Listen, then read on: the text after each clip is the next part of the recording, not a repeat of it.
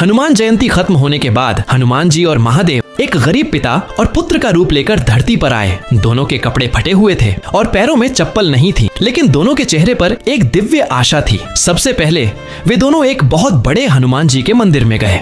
मंदिर में बहुत भीड़ थी। लोग माला और प्रसाद लेकर हनुमान जी को चढ़ा रहे थे। शंकर जी और हनुमान जी एक सजे हुए युवक के पास गए। शंकर जी बोले, बेटा, मुझे और मेरे पुत्र को बहुत भूख लगी है, थोड़ा सा प्रसाद दे दो, भगवान तुम्हारा भला करेगा। युवक ने घूरते हुए देखा और बोला, अरे बाबा, यह प्रसाद भगवान के लिए है, तुम जैसे गरीबों के लिए नहीं। इतना कहकर उसने उन्हें धक्का देकर लाइन से बाहर कर दिया। शंकर जी और हनुमान जी मुस्कुराए और आगे बढ़ गए। थोड़ी दूर चलने के बाद वे दोनों एक मिठाई की दुकान पर पहुंचे। वहां तरह तरह की मिठाइयां सजी हुई थीं, लड्डू, बर्फी, जलेबी। लोग उपवास के लिए मिठाइयां खरीद रहे थे। हनुमान जी ने हाथ जोड़कर कहा, मुझे और मेरे पिता को थोड़ा सा मिठाई दे दो, हम दोनों कई दिनों से भूखे हैं, भगवान भला करेंगे।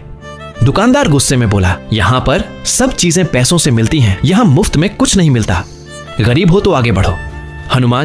हनुमान जयंती खत्म होने के बाद हनुमान जी और महादेव एक गरीब पिता और पुत्र का रूप लेकर धरती पर आए। दोनों के कपड़े फटे हुए थे और पैरों में चप्पल नहीं थी, लेकिन दोनों के चेहरे पर एक दिव्य आशा थी। सबसे पहले वे दोनों एक बहुत बड़े हनुमान जी के मंदिर में गए।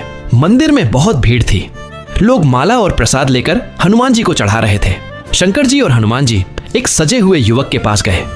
शंकर जी बोले, बेटा, मुझे और मेरे पुत्र को बहुत भूख लगी है, थोड़ा सा प्रसाद दे दो, भगवान तुम्हारा भला करेगा। युवक ने घूरते हुए देखा और बोला, अरे बाबा, यह प्रसाद भगवान के लिए है, तुम जैसे गरीबों के लिए नहीं। इतना कहकर उसने उन्हें धक्का देकर लाइन से बाहर कर दिया। शंकर जी और हनुमान जी मुस्कुराए और आगे बढ़ गए। थोड़ी दूर चलने के बाद वे दोनों एक मिठाई की दुकान पर पहुंचे।